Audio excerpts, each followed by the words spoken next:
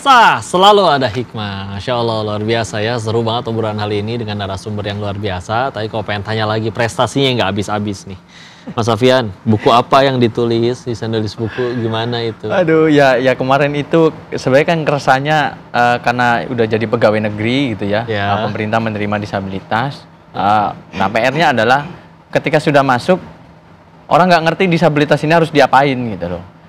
Kerja apa gitu yang bisa. Nah, akhirnya saya nulis buku Enjoy Membangun Hubungan Kerja dengan Disabilitas Netra. Jadi isinya itu apa saja yang bisa dilakukan teman-teman disabilitas netra, termasuk teknologinya dan sebagainya. Gimana kalau mau dapat bukunya itu di mana? Ada di Instagram saya ada. Bisa dipesan di Instagram. @Alfian Andika. Ya. Alhamdulillah. Alhamdulillah. Gitu. Terus saya pengen tanya nih, Masya Allah.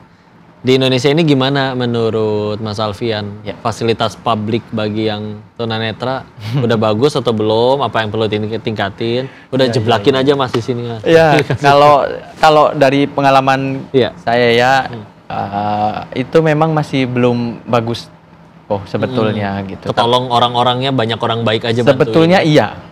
Kadang karena gini, kadang kan kalau di trotoar kan ada jalan pemandu untuk tunanetra ya. Betul. Yang jalan timbul itu. Iya, yang timbul. Itu kadang ujungnya masuk selokan, ujungnya tiang listrik, tengah-tengahnya pohon. Iya, mereka bikinnya nggak diperhitungin, yang penting kepasang aja. Iya, atau kalau enggak tengahnya orang jualan, ya macam-macam gitu. Masih kita temukan kayak begitu gitu. Karena ya kuncinya sebetulnya keterlibatan disabilitas kok gitu.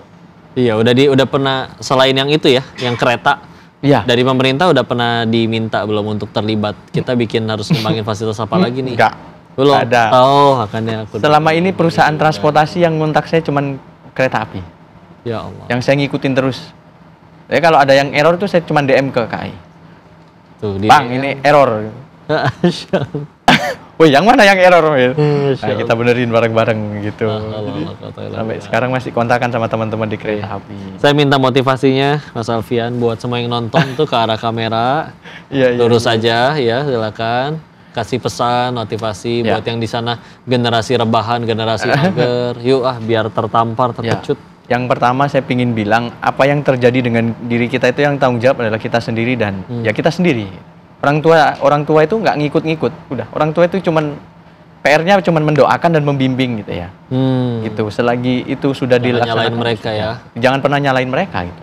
Karena ya apa jadinya kita ya tergantung kita. Yang pertama itu, yang kedua, kesempatan itu nggak bisa ditunggu kok. Kesempatan itu harus direbut. Masya Allah. Kalau kita nunggu terus nggak selesai kok, nggak dapat kita. Yang ketiga, kalau bagi saya ya, bagi teman-teman disabilitas, mumpung kalian dipandang sebelah mata, bukankah kebaikan itu kan lebih baik dilakukan tidak ada yang tahu. Nah, mumpung orang-orang di Indonesia ini kan memandang teman-teman disabilitas kan sebelah mata. Mereka nggak tahu pencapaian kita apa. Udah lakukan aja yang terbaik. Perkara itu dinilai atau tidak, itu urusan Tuhan, bukan urusan kita. Gitu. Itu yang saya lakukan gitu. Jadi saya nggak peduli lagi. Udah mau saya bikin konten di Instagram, apalah segala macam tentang disabilitas, mau ada yang nonton mau enggak. Yang penting saya sudah melakukan itu. Yang penting kita sudah berbuat sesuatu. Urusan orang nggak mandang kita, udah nggak peduli kalau saya. Gitu. Nah, mumpung itu. Jadi kalau pesan saya buat teman-teman yang tidak disabilitas, tolong beri kami kesempatan itu. Kan tadi teman-teman mungkin masih memandang teman-teman disabilitas sebelah mata. Nah, sebelah matanya itu kasih kesempatan setengah aja. Tapi jangan kaget kalau kita jadi sesuatu, pandangan mata Anda yang sebelah nanti berubah.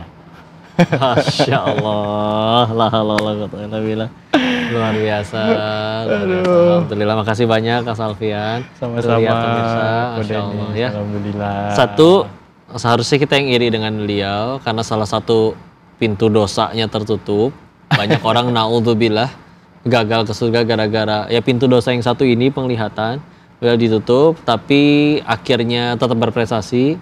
Kalaupun kalian bikin buku, juga ada punya buku, dengan beliau punya buku, pahalanya jelas banyakan beliau, ya, karena effortnya tentu lebih luar biasa, ya. Dan yang paling penting, ya sudah, ya, ketika akhirnya udah mau, Allah udah tolong, siapa sih bisa ngalangin, jadi juga. Makanya ketika akhirnya kita udah dapat suatu kondisi, ada yang malah nyalain orang tuanya, orang tua juga pengennya semuanya bagus. Nggak ada orang sengaja anak saya beginiin, nggak ada. Kalau orang tuanya benar baik mah. Terus salah nyalain merekanya, yang mereka juga paling sedih. Jadi yang paling sedih dengan kondisi kita ya mereka yang sayang, ya. Terus kondisinya seperti ini, Masya Allah.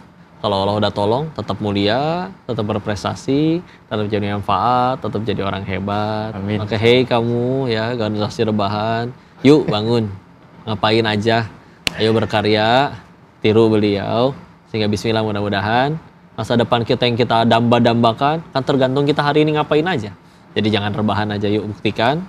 Sukanya apa silakan, tapi yang penting buktiin diri. Bukan hanya untuk kepada di hadapan orang, tapi juga untuk jadi bakal kita pulang ke hadapan Allah. Ujung-ujungnya juga pulang ke hadapan Allah.